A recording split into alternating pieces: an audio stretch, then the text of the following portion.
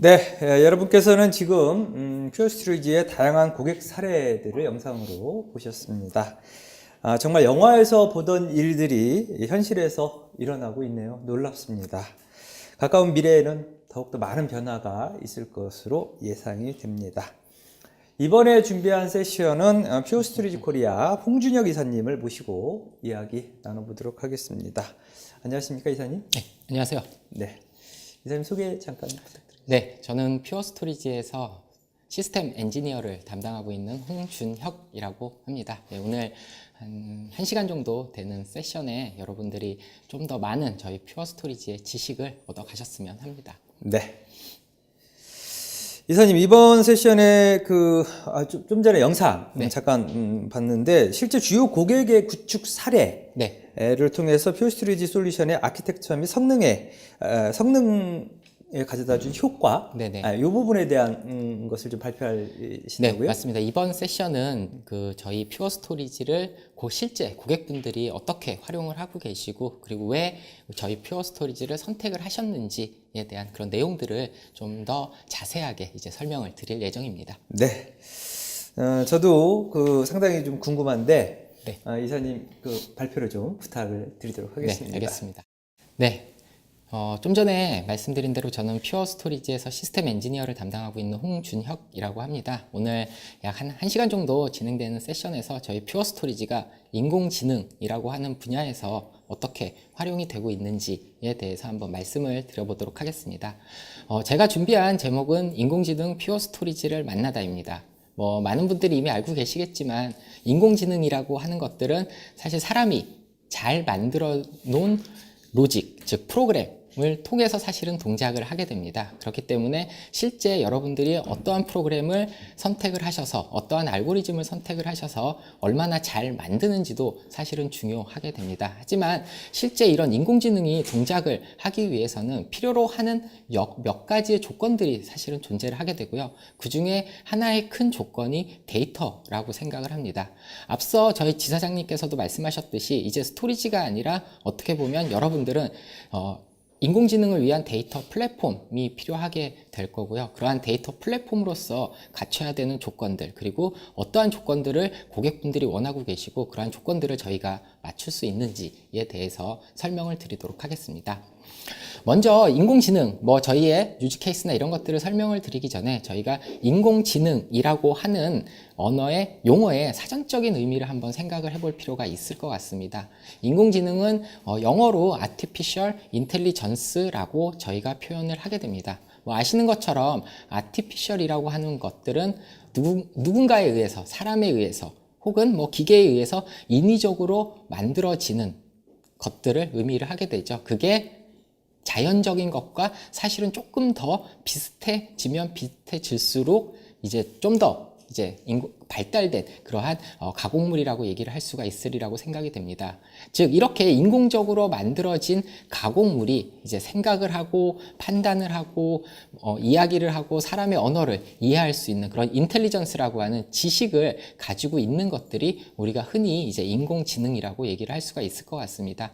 여러분들이 많이 아마도 구매를 하시고 지금 활용을 하고 계실 수도 있는 인공지능 스피커가 어떻게 보면 우리가 흔하게 접할 수 있는 AI의 가전제품의 하나라고 할 수 있겠죠.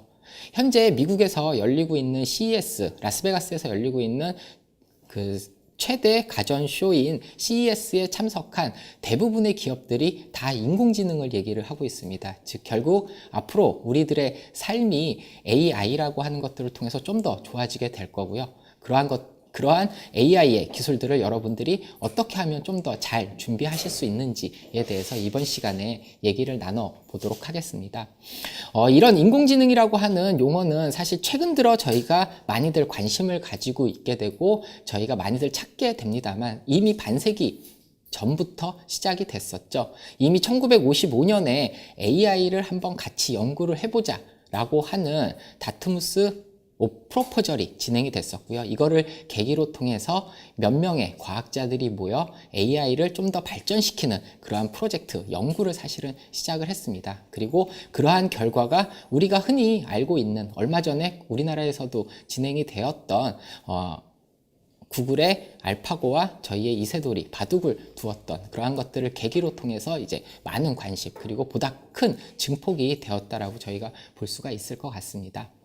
앞서 말씀드린 대로 반세기 전부터 이미 시작되었던 그러한 인공지능이라고 하는 용어 그리고 기술들은 가장 최근에 들어서 이제 급격하게 성장을 하고 있게 되고요. 이렇게 인공지능이라고 하는 기술이 성장을 할 수 있고 많은 사람들이 지금 참석하신 여러분이나 제가 인공지능의 기술을 저의 PC라든지 혹은 제가 가지고 있는 조그만 데스크탑에서 돌릴 수 있는 그러한 환경은 저희가 가지고 있는 컴퓨팅의 자원이 보다 더 좋아졌기 때문이라고 얘기를 할 수가 있을 것 같습니다. 그리고 또한 수많은 데이터들이 점차적으로 쌓여가고 있고 그 수많은 방대한 데이터를 통해서 내가 좀 더 잘 가르칠 수 있고 잘 배울 수 있는 환경이 되었기 때문에 이제 인공지능이라고 하는 것들이 현재에서 아마도 많은 빛을 발하고 있지 않을까 그렇게 생각이 됩니다.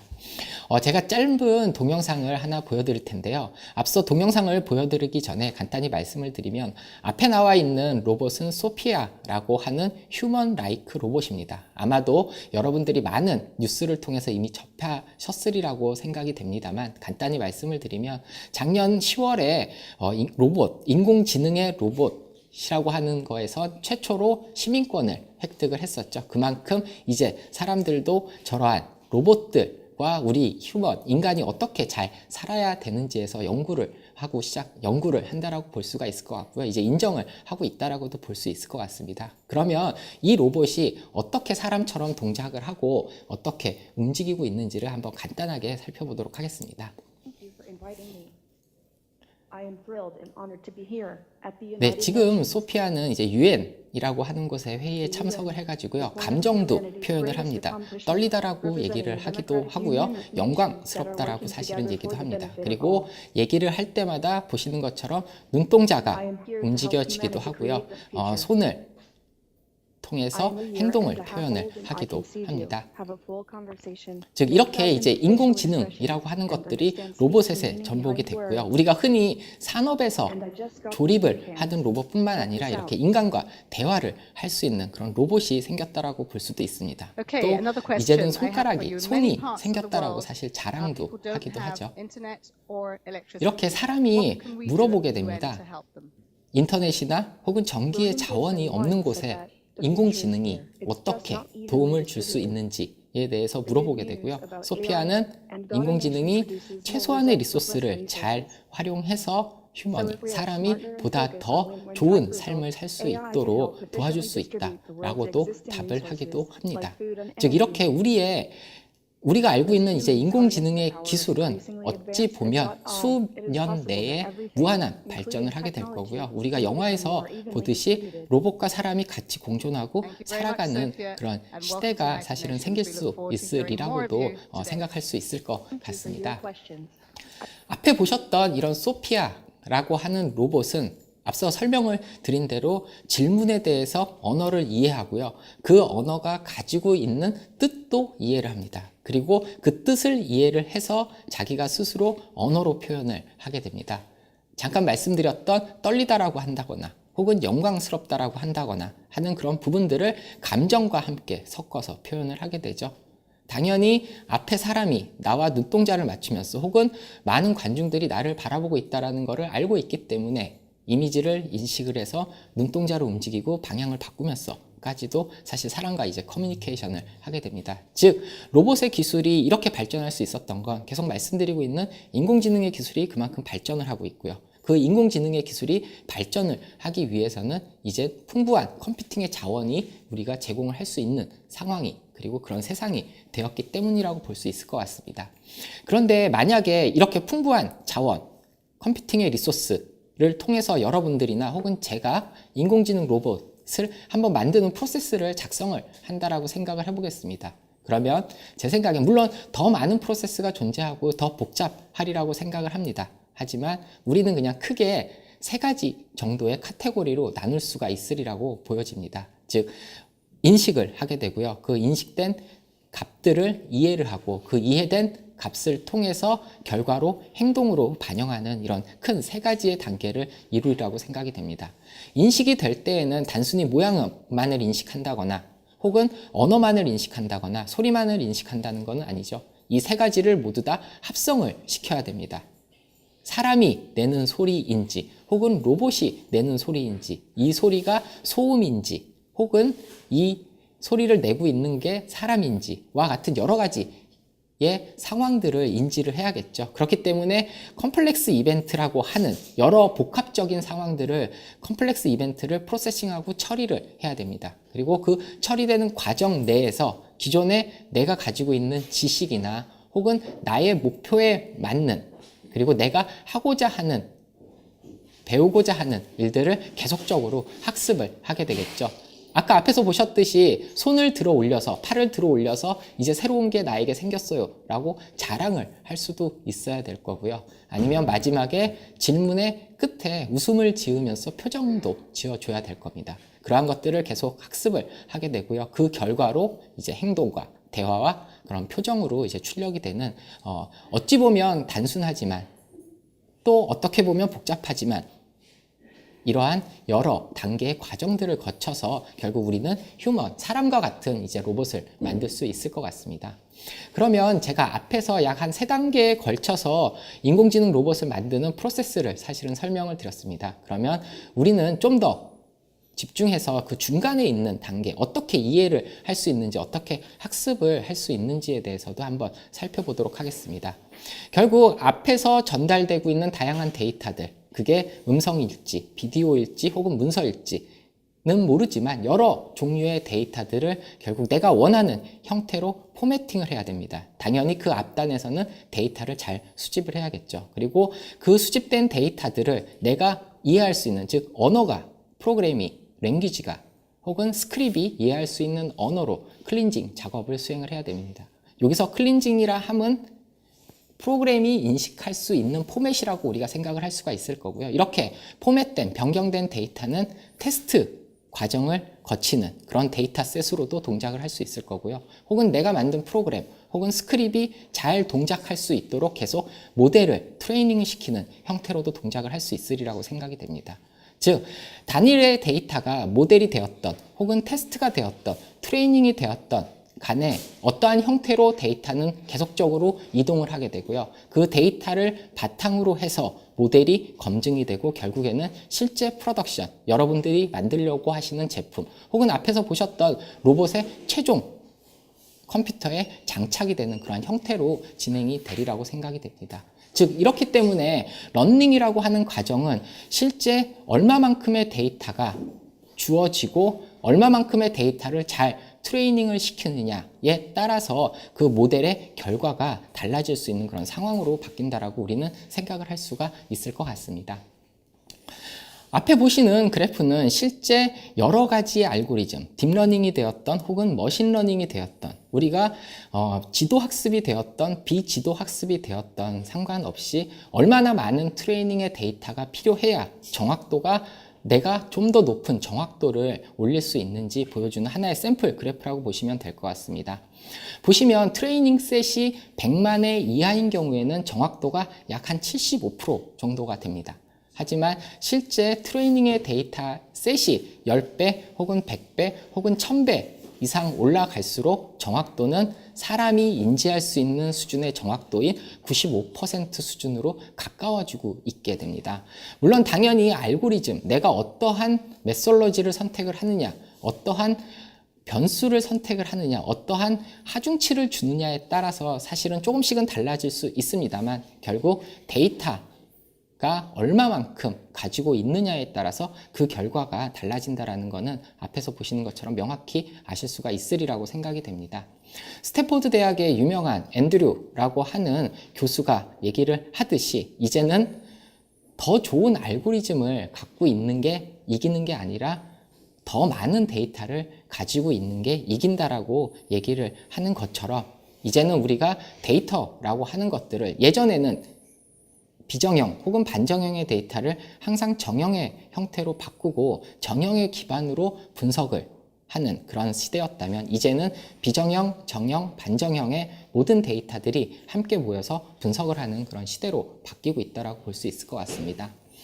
우리가 흔히 전 세계에서 데이터를 가장 많이 가지고 있을 거라고 예측하고 추측하는 기업이 아마 구글일 겁니다. 구글이 어떤 기업보다도 많은 데이터를 보유하고 있고요. 그 많은 데이터를 통해서 여러 가지 비즈니스를 만들어 가고 있다라고 하는 것들은 아마 여러분들도 부언하지 않을 수는 없으리라고 생각이 됩니다. 즉, 구글에 있는 리서치 디렉터 역시도 얘기를 합니다. 구글도 역시 더 좋은 알고리즘, 더 좋은 프로그램을 선택을 하고 만드는 것보다는 더 많은 데이터를 원한다라고 얘기를 하듯이 데이터가 우리의 삶에 있어서 그리고 인공지능, 여러분이 하시려고 하는 인공지능 그 안에서 딥러닝을 하실 수도 있고 머신러닝을 하실 수도 있습니다만 그러한 것들의 기초가 되고 기본이 되는 데이터를 이제는 좀 더 중요하게 생각을 할 필요가 있다고 생각이 됩니다.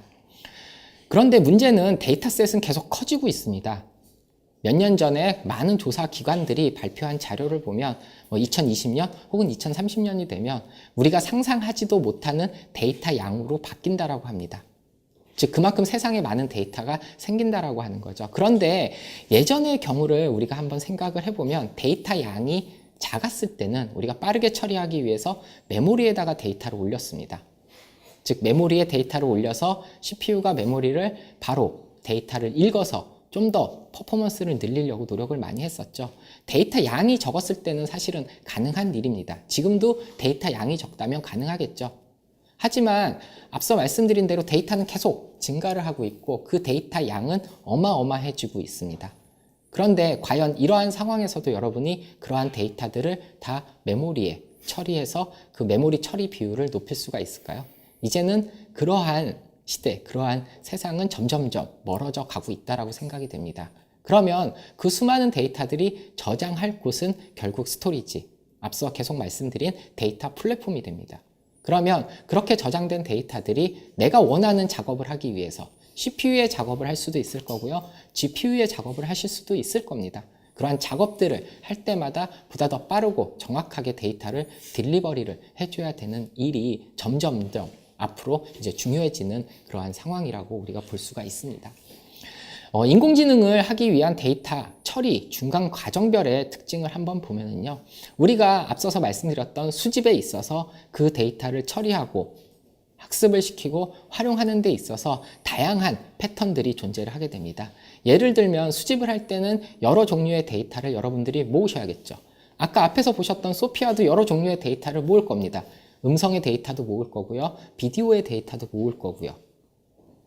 또한 그 수집된 데이터들을 어느 곳인가 저장을 해야겠죠. 그렇기 때문에 이러한 수집이라고 하는 단계에서는 우리가 흔히 쓰기의 과정들이 훨씬 더 많이 발생을 하게 됩니다. 그렇기 때문에 대용량의 I/O가 내가 데이터를 많이 모으면 많이 모을수록 I/O의 양은 점점점 커지게 되겠죠. 그리고 이렇게 수집된 데이터는 간단한 프로그램 혹은 간단한 랭귀지를 통해서 내가 원하는 형태로 포매팅을 하게 됩니다. 즉 저장되어 있는 데이터들을 읽어서 CPU가 연산 작업을 통해 내가 원하는 포맷으로 바꾸고 그 바뀌어진 포맷의 데이터를 다시 저장을 하겠죠. 즉 리드와 라이트, 읽기와 쓰기와 같은 작업이 반복이 되게 되고요. 데이터, 앞에서 수집된 데이터들을 보다 더 빨리 처리를 하기 위해서 우리는 고성능의 CPU를 활용을 하기도 합니다. 그리고 이렇게 처리된 데이터는 결국 트레이닝을 위한 클러스터 혹은 우리가 트레이닝 머신으로 이제 옮겨지게 되겠죠. 이렇게 트레이닝 머신으로 옮겨진 데이터들은 임의로 읽혀지게 됩니다. 즉 여기서 임의로 읽어진다라고 하는 것은 앞에서 말씀드렸던 어떤 데이터는 테스트 데이터로 갈 수도 있고요. 어떤 데이터는 밸리데이션으로도 갈 수 있습니다. 그리고 어떤 데이터는 모델을 검증하는데 모델을 디벨롭먼트 시키는 데도 갈 수 있겠죠. 즉 수집에서 들어온 동일한 데이터가 동일한 처리의 과정을 거치고 다만 어떤 용도로 쓰일지만 바뀌어지게 됩니다. 그렇기 때문에 이러한 과정에서는 수많은 리드의 작업이 발생을 하게 될 거고요. 수많은 리드의 작업을 보다 더 편리하고 간단하게 처리하기 위해서 이 과정에서는 우리가 GPU 프로세스를 많이 활용을 하게 됩니다. 그리고 이러한 과정이 끝나게 되면 이제 프로덕션으로 넘기는 그런 활용의 과정으로 넘어간다고 볼 수가 있을 것 같습니다. 그런데 문제는 각각의 단계별로 우리는 항상 한 가지씩의 이슈들을 계속 만나게 되죠. 그렇기 때문에 우리가 보다 더 나은 플랫폼을 구축하고 보다 더 나은 인공지능의 환경을 만든다라고 하는 것은 각각의 단계에서 발생할 수 있는 이슈들을 해결한다라고 하는 의미와 동일하다고 생각을 할 수 있을 것 같습니다. 먼저 수집과 처리 과정에서 발생할 수 있는 이슈를 우리가 생각을 해보면요. 데이터가 적을 때는 상관이 없을 겁니다. 영향도가 적겠죠. 즉 동시에 접속해서 크롤링이 되어지는 데이터 양이 적기 때문에 I/O의 성능, 즉 스토리지, 데이터 플랫폼으로서의 스토리지가 충분한 성능을 발휘하지 않아도 됩니다. 그리고 그런 수집된 데이터가 학습의 과정까지 넘어가는 데 있어서 데이터 양이 많지 않기 때문에 보다 더 빠르게 실시간에 가깝게 움직일 수 있으리라고 생각이 됩니다. 하지만 내가 크롤링을 해오는 데이터가 많아지면 많아질수록 이미 수집단에서의 지연이 발생을 하게 되죠. 수집단에서의 지연만 발생을 해서 끝나면 사실 괜찮습니다. 하지만 앞서 발생하고 있는 수집단의 지연이 결국 처리단으로 넘어가게 되고요. 즉 수집이 느려지기 때문에 처리가 느려지겠죠. 혹은 수집이 너무 많기 때문에 처리에서의 CPU가 감당을 할 수도 없게 됩니다. 즉 또한 수집에서 수집된 데이터들을 처리의 과정으로 넘기는 데 있어서의 전송 지연도 발생을 할 수 있게 되겠죠. 그렇기 때문에 데이터가 늘어나면 늘어날수록 전체 데이터의 프로세싱 타임을 줄이는 게 사실은 상당히 중요한 하나의 요소라고 우리는 볼 수가 있게 됩니다. 즉 저희 퓨어 스토리지는 기존에 여러분들이 흔히 알고 계시는 SSD, 솔리드 스테이트 스토리지가 아닌 새로운 방식의 그런 차세대 SSD를 적용을 하고 있습니다. 그게 이제 뒤 세션에서도 자세하게 설명을 드릴 NVMe라고 하는 기술을 도입을 했고요. 이렇게 저희가 NVMe라고 하는 기술을 도입하는 이유는 앞에 보시는 것처럼 기존에 여러분들이 알고 계시는 사타나 사스 방식의 SSD는 스레드가 늘어나고 큐가 많아지면 처리량의 요청이 많아지면 많아질수록 응답 속도가 기하급수적으로 상승을 하게 됩니다. 하지만 NVMe라고 하는 플래시의 기술은 스레드가 늘어나고 즉 사용자가 많아지면 많아질수록 보다 더 높은 성능을 제공을 하고 있고요. 많아지는 환경에 있어서도 안정적인 응답 속도를 제공을 해주고 있습니다. 그렇기 때문에 인공지능을 위한 스토리지의 데이터 플랫폼은 반드시 이렇게 빠르게 그리고 안정적인 응답 속도가 제공이 되는 NVMe 기반의 플랫폼을 여러분들이 선택을 하시는 게 상당히 중요하게 됩니다. 그러면 이번에는 학습과 검증의 과정을 한번 보도록 하겠습니다. 우리가 학습과 검증을 할 때 이제 여기에서 여러분들이 선택하고 여러분들이 만드셨던 알고리즘을 적용을 시키게 됩니다. 그게 우리가 흔히 얘기하는 머신러닝의 방법이 됐던 혹은 뉴럴 네트워크를 활용한 딥러닝이 되었건 학습과 검증의 과정들을 모두 다 거치시게 되겠죠.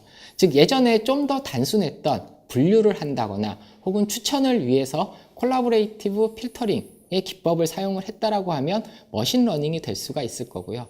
혹은 나는 좀 더 딥한 뉴럴 네트워크를 통해서 한번 학습과 검증을 해보겠다라고 하시면 아마 그거는 딥러닝이 될 겁니다. 두 가지 모두의 경우에 있어서 대용량의 데이터를 보다 더 빠르게 학습을 시키고 검증을 하기 위해서는 옆에 보시는 것처럼 CPU보다는 이제는 좀 더 많은 코어를 가지고 있는 GPU를 통해서 패러럴 프로세싱을 처리를 하게 됩니다. 물론 CPU도 많이 발전을 했고 여러 개의 멀티코어를 가지고 있습니다. 하지만 딥러닝과 같은 그런 여러 가지의 히든 레이어들을 보다 더 빠르게 처리하고 뉴럴 네트워크를 잘 활용하기 위해서는 우리가 흔히 이제 GPU를 활용하고 있게 되고요. 그렇기 때문에 학습과 검증의 과정에서는 GPU를 통해서 대용량의 데이터를 빠르게 여러분들이 처리를 하려고 시도를 하시게 됩니다.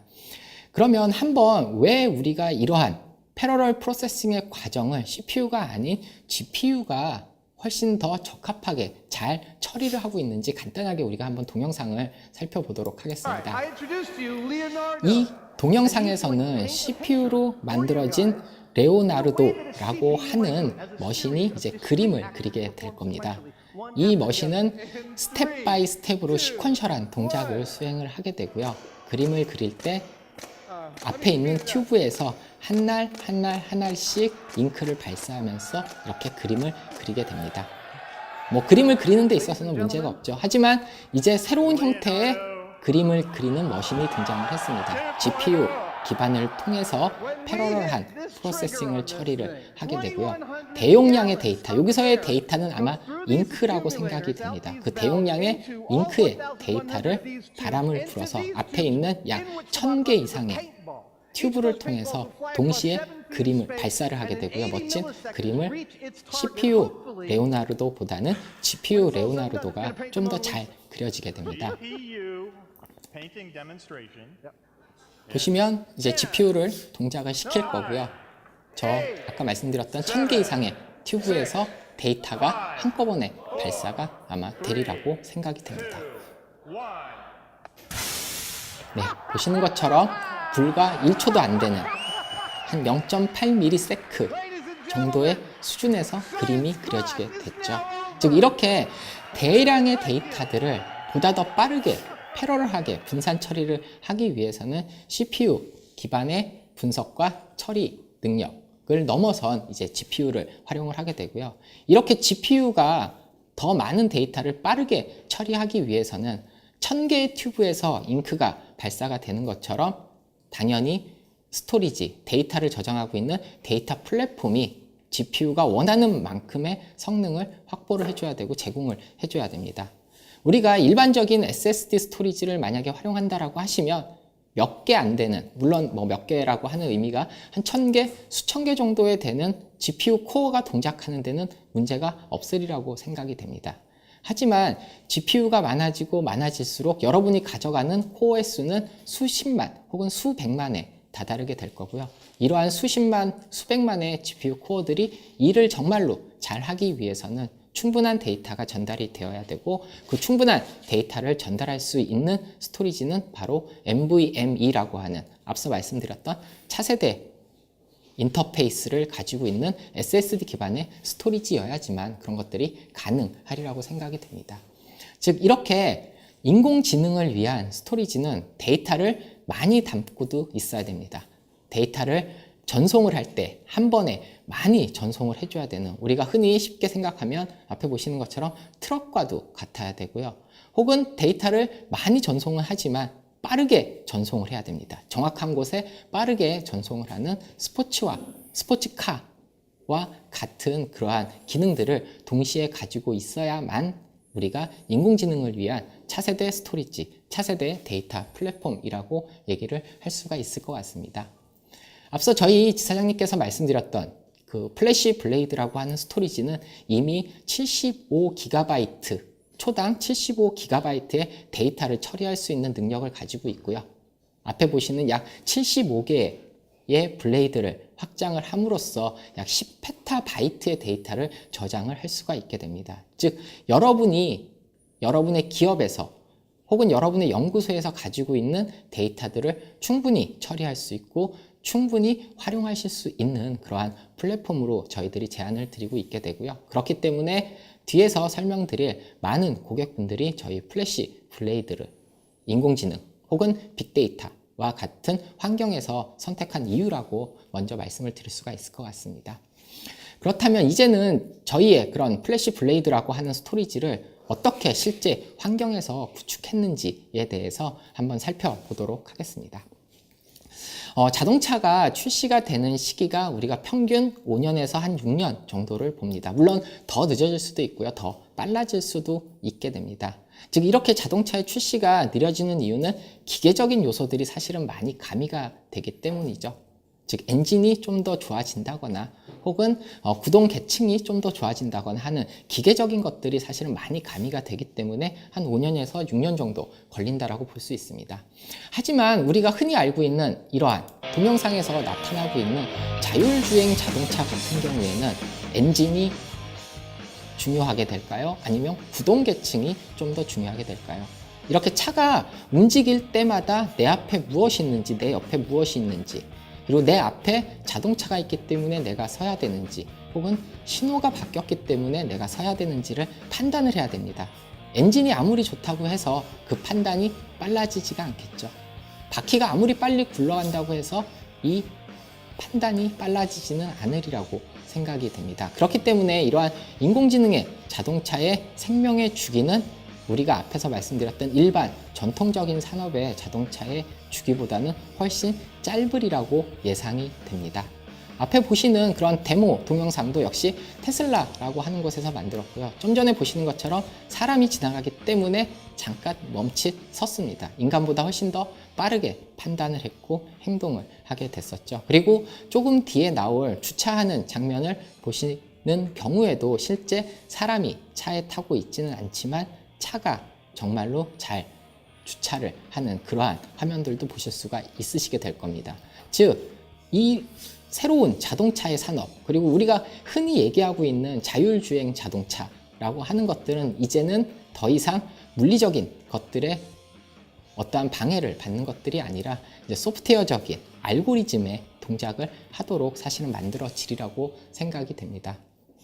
이렇게 인공지능이라고 하는 자율주행 자동차를 만들고 그러한 프로그램 그리고 펌웨어를 지속적으로 개발을 하고 난 후에는 차에 바로 적용을 할 수가 있게 되죠. 5, 6년이 아니라 내가 프로그램이 정말로 만들어지고 밸리데이션이 끝났다라고 하면 수초 혹은 수분 내에 인터넷을 통해서 OTA라고 하는 기능을 통해서 바로바로 적용이 될 겁니다. 즉 그렇기 때문에 이제는 얼만큼 빨리 내가 자동차의 펌웨어 그리고 자동차의 소프트웨어를 안정화시키느냐가 가장 중요한 그런 핵심의 요소라고 생각을 할 수가 있을 것 같고요. 그렇기 때문에 저희 플래시 블레이드를 실제 이런 자율주행 자동차를 만들고 있는 회사에서는 카 펌웨어를 빌드하는 곳에서 활용을 하고 있습니다.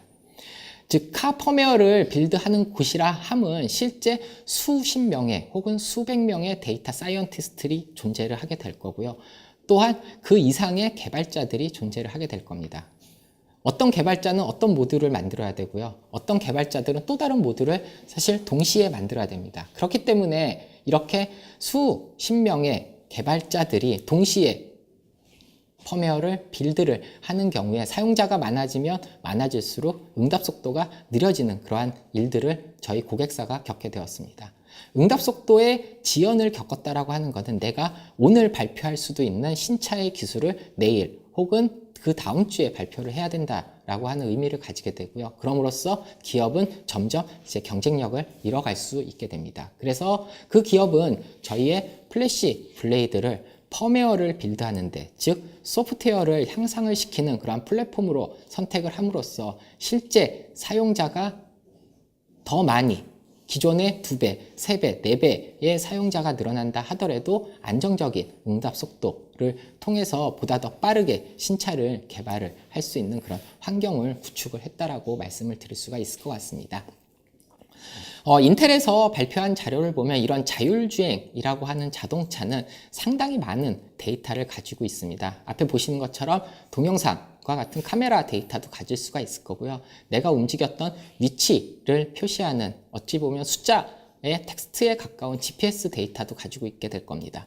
그리고 만약에 이런 자율주행 차들이 서로 길거리에서 움직인다라고 하면 우리가 흔히 얘기하고 있는 M2M, 머신과 머신, 차와 차들이 서로 커뮤니케이션을 주고받는 그런 데이터들도 가지고 있으리라고 생각이 됩니다. 즉 그만큼 이제 데이터가 점차적으로 차 한 대에서도 급격하게 이제 늘어나게 되겠죠. 앞에서 보시는 것처럼 자율주행 자동차가 하루에 4TB의 데이터를 수집을 할 거라고 얘기를 하고 있습니다. 하지만 더 미래로 간다라고 하면 4테라가 아니라 10테라 혹은 20테라 이상의 더 큰 데이터가 존재를 하게 되겠죠. 그런데 문제는 여기서 발생하고 있는 데이터들은 앞에 보시는 것처럼 GPU 혹은 라이더, 레이더, 카메라 등의 모두 서로 다른 데이터의 타입을 가지고 있습니다. 서로 다른 데이터 타입을 우리가 하나의 저장소로 모으기 위해서는 각각의 데이터의 타입에 맞는 저장소를 선택을 해서 데이터를 수집을 하게 되고요. 그 수집된 데이터들을 각각의 데이터의 특성에 맞는 형태로 트랜스포메이션을 하고 이제 러닝, 학습의 과정으로 거치게 됩니다. 즉 이렇게 시스템을 구축을 하다 보면 내가 데이터의 파이프라인을 딱딱딱 하나씩 끊어가는 형태가 될 뿐만 아니라 데이터 형태에 맞는 저장소를 따로따로 별도로 구축을 하기 때문에 관리라든지 운영이라든지 데이터를 진행하는 전달의 과정에 있어서 불연속성을 가져가게 됩니다. 그럼으로써 기업은 실질적인 경쟁력을 잃게 되는데요.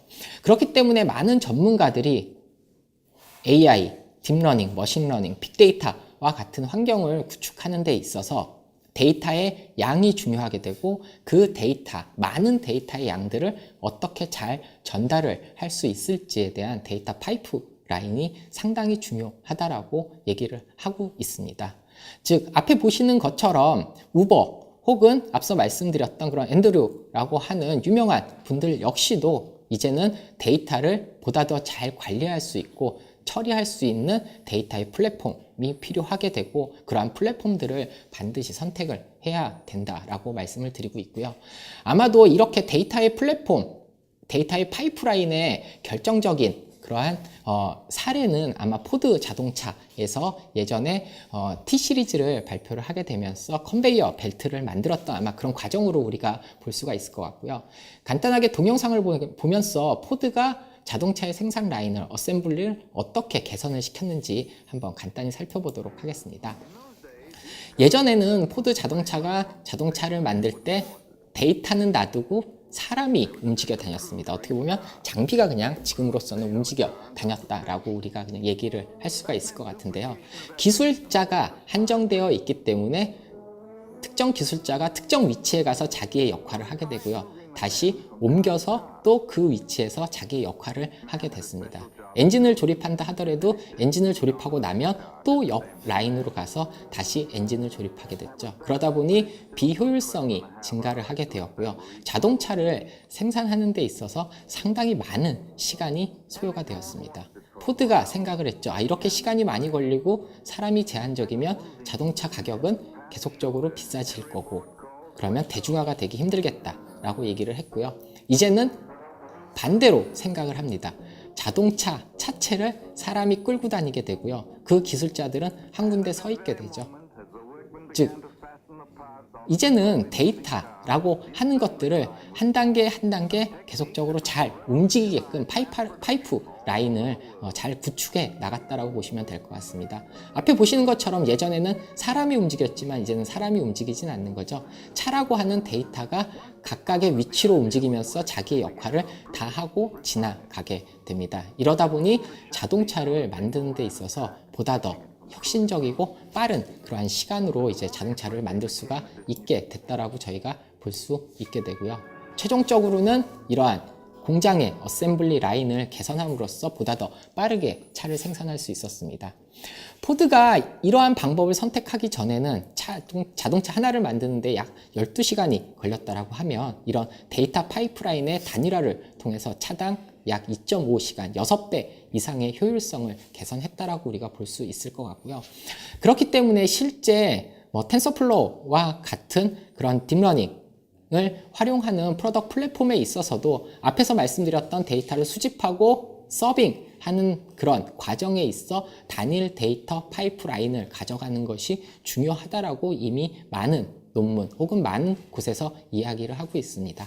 그렇기 때문에 이러한 데이터 파이프라인의 단순화를 통해서 실제 GPU가 자기의 로컬 디스크에 그리고 자기의 메모리에 처리할 수 있는 그런 성능 혹은 저희 플래시 블레이드에 데이터를 저장을 해놓고 GPU 서버가 처리할 수 있는 성능의 차이가 크게 발생하지는 않지만 데이터를 옮김으로써 불필요하게 발생할 수 있는 시간으로 인해서 저희 플래시 블레이드를 GPU 환경에 도입하셔서 약 3배 이상의 레스넷 이미지를 처리하고 이미지를 인식시키고 학습시키는 그러한 알고리즘에서 3배 이상의 그러한 성능의 개선에 효과가 있었다라고 볼 수가 있을 것 같습니다.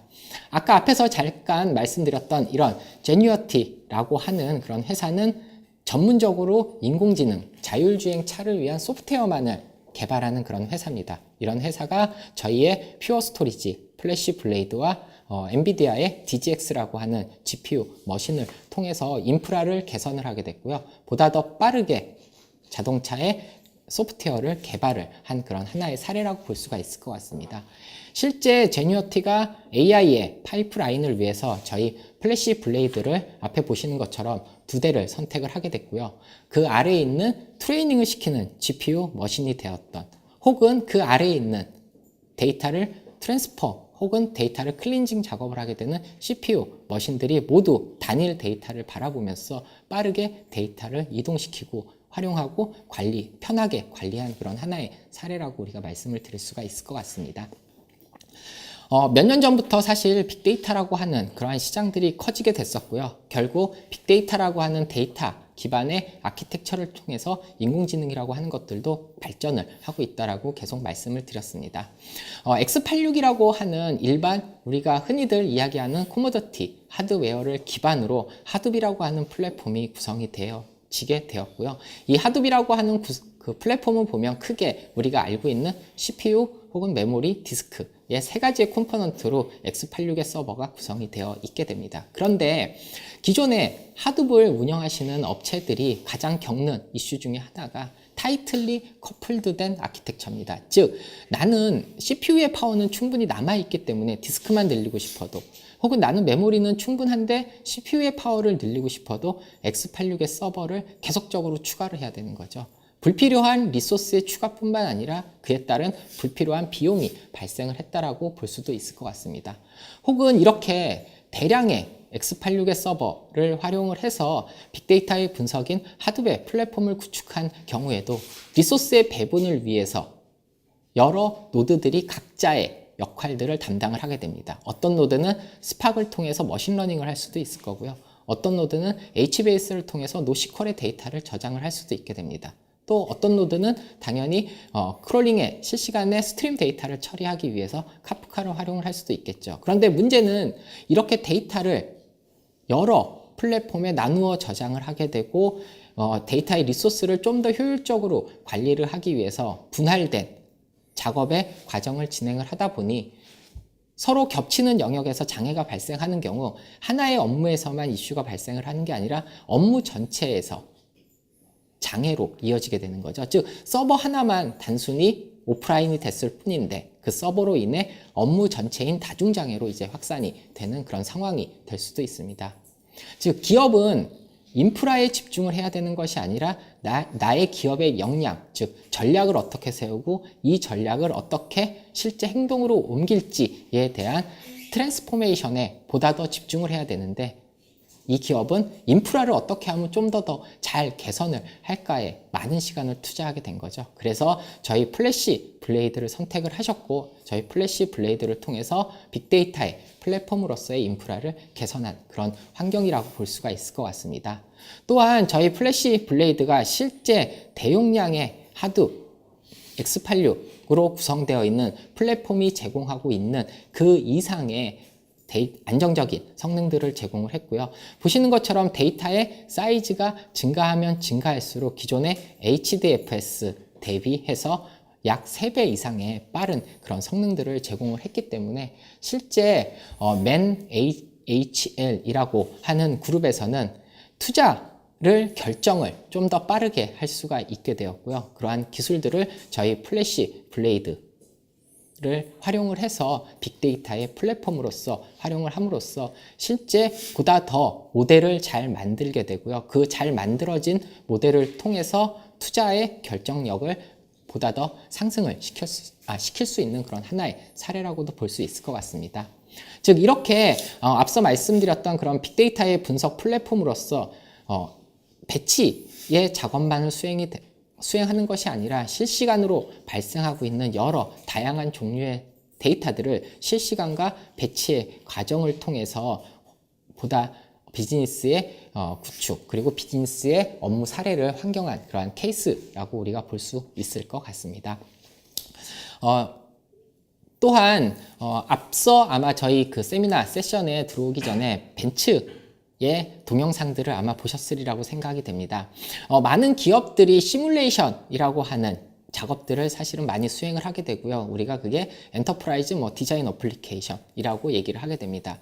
이러한 EDA 같은 환경에서는 우리가 하이 퍼포먼스의 컴퓨팅이 사실은 필요하게 되죠. 물론 그 하이 퍼포먼스의 컴퓨팅은 동시 사용자가 많이 붙어야 되기 때문에 하이 컨커런시라고도 얘기할 수 있고요.